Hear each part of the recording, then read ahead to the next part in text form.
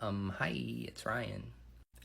We need to talk about why you should not be learning witchcraft on WitchTok, TikTok, YouTube, Facebook, Instagram, or social media at all. This is for new witch bitches. Let me point out the first obvious point. Every person's practice is different. Witchcraft is a personal craft. Each individual witch has to find their own way through the mysteries. So, if you get on WitchTok and you follow 20 different creators, every single one of those creators is going to have a different path and a different opinion about how to do anything. That is not helpful to you. That is confusing to you.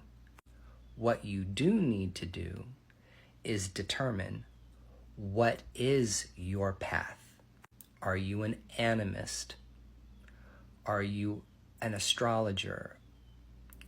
Are you a devotee of Hecate? Do you need to sit down and take a piece of paper and you need to write down what it is that you want to achieve in your magical practice? Does that include gods and goddesses or spirit entities at all? Because you don't have to worship any gods or goddesses to practice witchcraft. You can remove deities altogether. What traditions are interesting to you? Are you interested in chaos magic? Are you interested in Wicca? Do you want to practice ancestor veneration or no? And I know there's people that say you can't learn how to practice from books.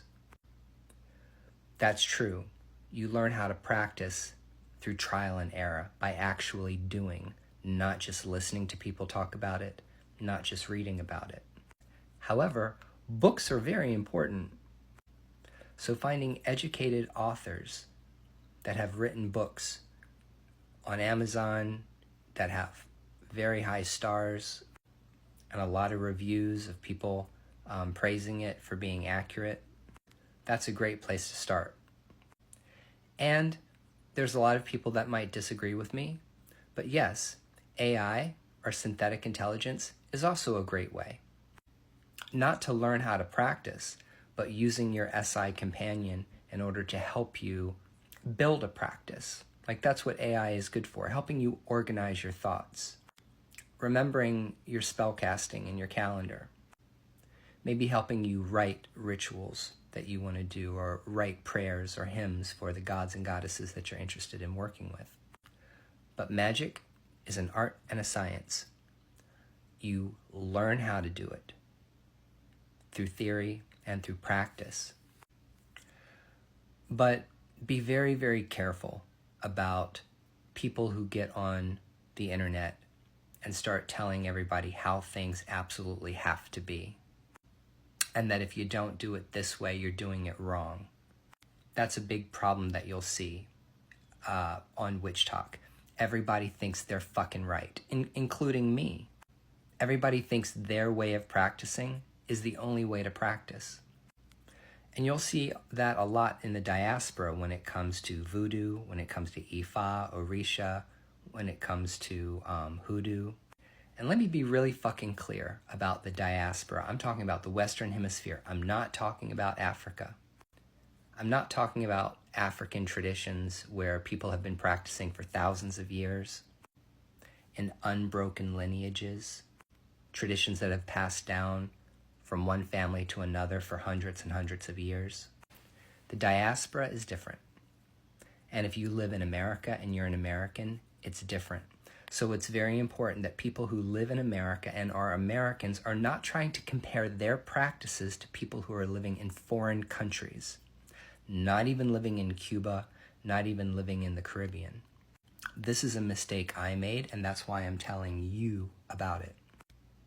It has only been in the past maybe 100 years or 150 years that practices like the Lukumi Santeria religion or the Asagwe lineage of Haitian voodoo, actually became a codified system, our tradition.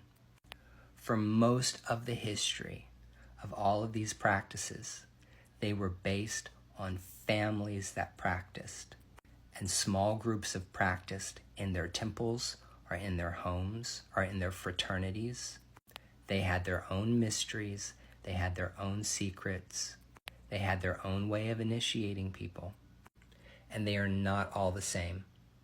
So that's something very important to understand about any of those practices.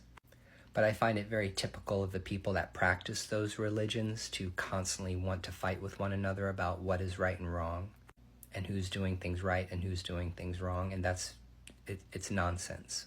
You can just ignore that. What you need to do is find practitioners that you trust, that you observe for a while before you have any interactions with them, before you ever get a reading from them. And I have been a solitary practitioner my entire adult life. Some of the biggest mistakes that I've ever made was getting involved in other people's cults, other people's religions, other people's traditions, when I knew that I was never really going to practice it myself. I was always going to do my own thing. But I had to learn for myself. I had to do it in order to fail, in order to stand up, and in order to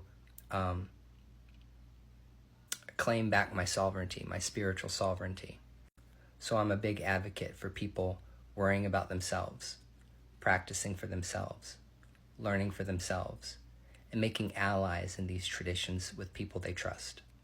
But don't forget, magic and the occult and witchcraft and voodoo and all of these traditions that people practice, these magical traditions, they, by their own nature, tend to attract people who are not stable.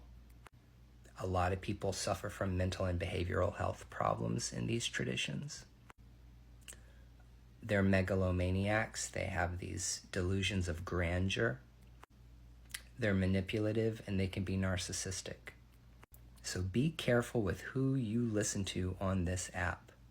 And stay away from drama. Remember, the people, places, and things that you interact with all the time become you. That's you. You are the people, places, and things that you interact with on a regular basis. So be careful with your own energy. Your time, your attention, and your energy is sacred. Don't give those things away to people that absolutely do not deserve them. This has been a motherfucking public service announcement. Okay, bye.